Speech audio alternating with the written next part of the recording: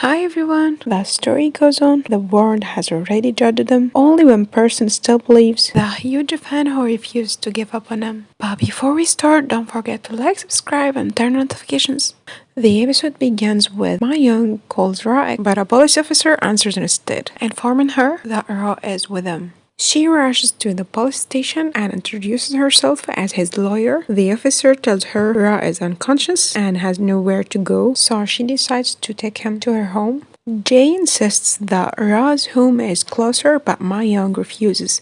Jay jokes that since there are no hotels left in Korea, taking him home is totally normal. After they arrive, Jay asks if she's not afraid that Ra might actually be the killer. Ma said that as a lawyer, she must protect her client to the end, though deep down, she's clearly in love with him. Ma then entered the room, staring at Ra in disbelief. Her idol is asleep in her bed. Right under a sticker of his face. Panicking, she tries to remove it before he wakes up. As she leaves, she hears him murmuring in his sleep, begging her not to go, so she returns, gently touches his face, and calms him down. When Ra wakes up and sees Ma holding a knife, he panics and falls back in fear. She explains everything that happened the night before and tells them she brought him from the police station as she doesn't know the password to his home. Ra wants to leave, but Ma warns them that there is a summon from the prosecutor and that he must attend the investigation, but Ra ignores her and leaves. Then the prosecutors meet with a forensic doctor who explained that Woo's stab wound was precise and fatal, carried out by someone skilled, either a trusted person or a sudden attacker. The prosecutor then points out that Ra-ek was sedated and drunk at that time, making it virtually impossible for him to have committed such a calculated attack. Ma meets Han, Ra's assistant, and asks about the housekeeper. Han insists that Mrs. Seo has worked with Ra for 10 years and has never made a mistake. Ra deeply trusts her and even fans know her well. Later, Ma Young meets with the agency's director, clearly upset that he terminated Ra-ek's contract. He explains that he was forced to cancel the exclusive deal to calm the shareholders and that the agency had to respond quickly to the incident.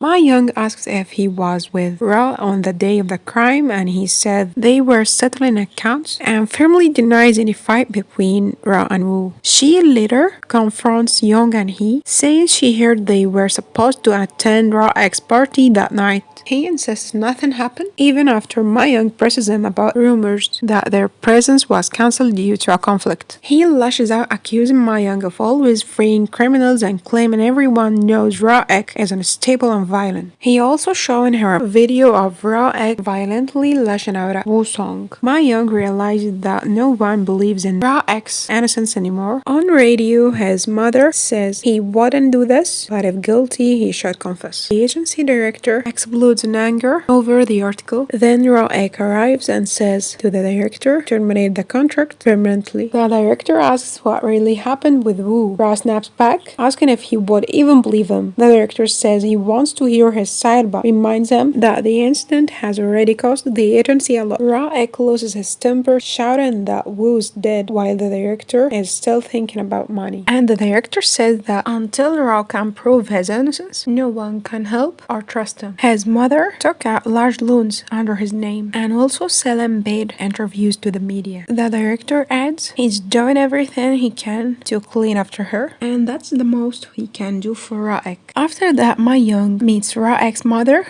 Mi. Mi insists she knows her son best, but Ma warns that her words are destroying his reputation. When Mi asks for money to stay silent, Ma Young threatens her, saying that she must stop speaking to the press or face a defamation lawsuit. Later, Jay keeps an eye on Ra as he slips out through the back door. Ma drives to the spot where young men spot Ra-ek's rare gold limited sneakers. Only 100 exist, and try to grab them. One films them, so Ra throws his phone and the group attack him violently. Just as Ma Young arrives, Jay shows up and beats them all.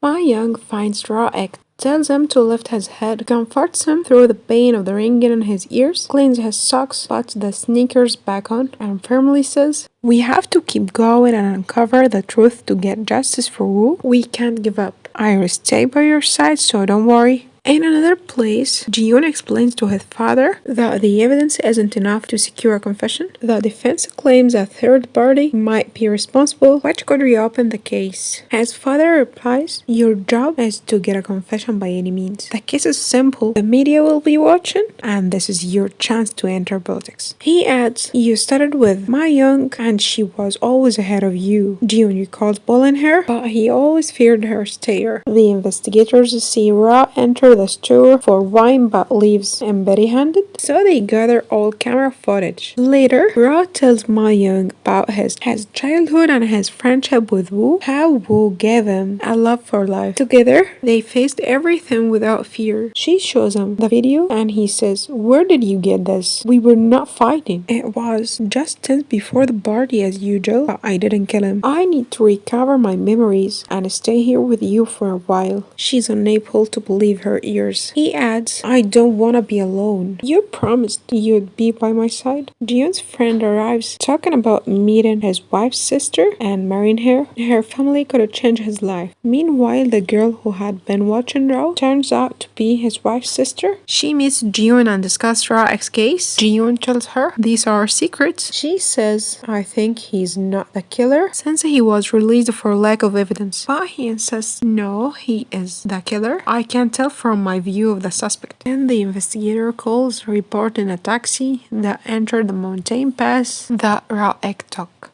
The driver isn't cooperating. When Jiyoon returns, the girl has already left and paid the bill. After that, Ma Young convinces Raek to attend Woo's funeral. After the funeral, Ma stops the press, but Ra turns to them. "Woo was my only friend. I'll uncover the real killer." Later, Raek and Ma Young meet prosecutor Jiyoon. Jiyoon shows him the footage confirming that he didn't purchase any wine. Ra claims that he couldn't find what he wanted, so he left and took a shortcut. However, the prosecutor noted that the road was a mountainous road with no cameras, and that the pass should have taken 20 minutes, and instead Ra returned after 40. After that, Ma Young asks why he's late, and Ra says, "I was just out for a walk to get some exercise." She looks at him. "Don't lie. Your neck turns red when you do." He's surprised, as only those close to him would notice that. She starts walking away, and a motorcycle suddenly speeds toward her, but he grabs her just in time, holding her close. Then a woman suddenly hugs him tightly. The investigator later tells the prosecutor that this woman had once tried to kill Ra. Ma Young recalls the old rumors that Ra was dating someone, how upset she had been, but Ra had denied it. Back in the present, a journalist snaps photos of Ra and the woman together. Ma Young drives them away, and when the woman touches his hand, he gently pulls it back.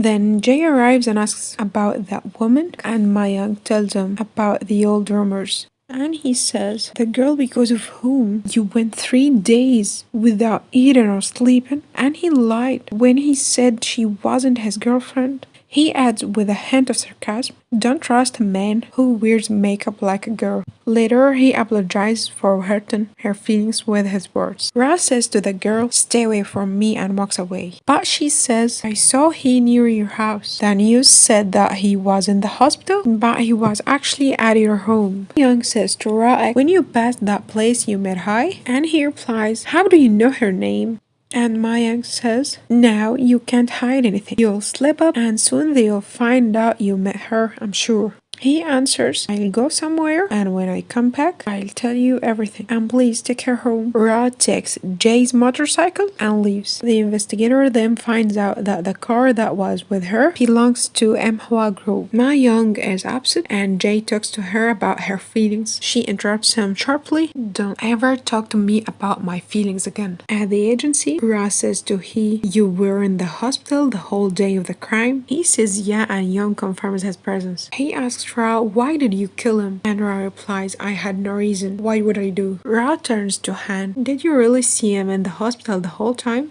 Han replies, "No, I went to the office. I didn't stay there. After that, the journalist who photographed them published a news report claiming that Ra went on a date right after the investigation session. Later, Dion realized that the girl deliberately planned the meeting. He looks at his friend and says, "You will pay dearly for this." After that, Ra goes to the journalist and asks that the article be deleted. The journalist mocks him. Ra recalled their first meeting after the dating article. Photos of Hai thrown on the table, followed by a cruel question. How many men do you think she's dated? Ma Young arrives and overhears the journalist saying, "Because of her, you signed an unfair contract and even got ties with your family." Anyway, I'll continue the article and label her as an ex-girlfriend linked to a murder case. Ra gets angry and Mayang steps in firmly and says, "This is a violation of privacy. Ra may be a public figure, but Hai isn't. What you're doing is a defamation. I will sue you and hold you fully responsible." Mayang then snaps at Ra-ik. "How can I defend you if you keep lying?" Rory calls Hai's messages. She returned to Korea and called, but he didn't answer. Later, he overhears Woo talking to her and angrily confronts him. Ra says, "I'm not angry at you. I'm angry that secrets have come between us." Then Ra meets Hai to end everything. She replies, "I miss you," but he answers firmly, "I won't let you ruin my life," and walks away. Suddenly, she speeds toward him in her car and stops right in front of him. Later, Ra apologizes to Mayung. "I wasn't lie." She replies, "You were trying to protect her and keep her away from the case." He nods. "Hi, someone I wanted to protect, but I failed. I don't want her dragged into this case. Will you help me?" Later, Jiyoon asks Hai why she tried to hit Ra-ik that day. She replies casually, "We are just friends. We were joking." But he presses, "What's your connection to the crime?" She says, "You judged Ra as the killer without evidence. Why didn't you check on the people around them? They said they were at the hospital, but I saw he near Ra-ik's home after meeting Ra." In another place, he ends the call just as Young walks in. Young says, "You have acted strangely lately. Why did you say there is always tension between Ra and Woo?" He snaps, "It's not your business," and stops spying on me. Later, Ra tells Mayang that Hai saw he near his house, even though he was supposed to be at the hospital. "I don't want you to suspect him, but I won't hide anything from you anymore." He then looks at photos of her as a child and enters her office and sees a note she wrote. Ra-ik could never be the killer. Mayang is sad and tells Jay, "I thought that I knew everything about Ra-ik, but I didn't know he was in intense pain. I used to feel him by my side, whether I was sad or happy. But now, even when he's here, I feel distant." Then she returns home and finds Ra asleep. She sits beside him and whispers, "If I could turn back time, I would have kept my distance. Just to see you smile again. I wanna love you freely like I used to." Tears stream down her face as she speaks. The next day, Mayang prepares breakfast for Ra and left him a note, "Finish all your food." And Jay brings him items she bought. Ra's surprised as these are all things he actually uses. Then he asks Jay, "What's your relationship with her? You're not family?" Jay answers, "Our bond is stronger than family." Jay then notices the food Mayang prepared for Ra and gets upset. After that, Ra and Mayang go for the investigation. Young gives Jiyoon the video of Ra and Hai and says there is a call between the agency director and Woo after Ra already returned home, proving Woo was still alive, contradicting your current claim. Jiyoon says it's not enough evidence. Mayang replies, "Okay, provide us with concrete evidence that they planned to the crime together." Jiyoon insists they are working on it. He also investigates Hai for 6 hours, pressuring her without any evidence. So Mayang warns, "If this doesn't stop, I'll file a complaint for an unfair investigation." Later, Ra turns to Mayang, so Hai is out of the case. She confirms it.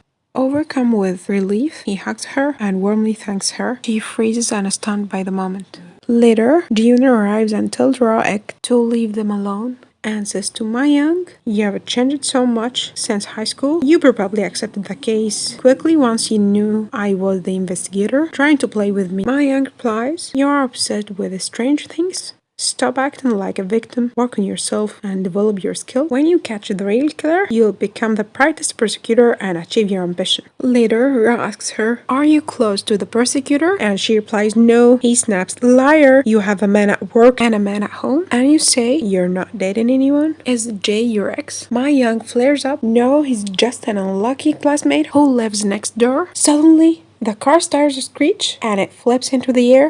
So our recap ends here. Don't forget to like, subscribe, and turn on notifications. See you in the next recap. Bye.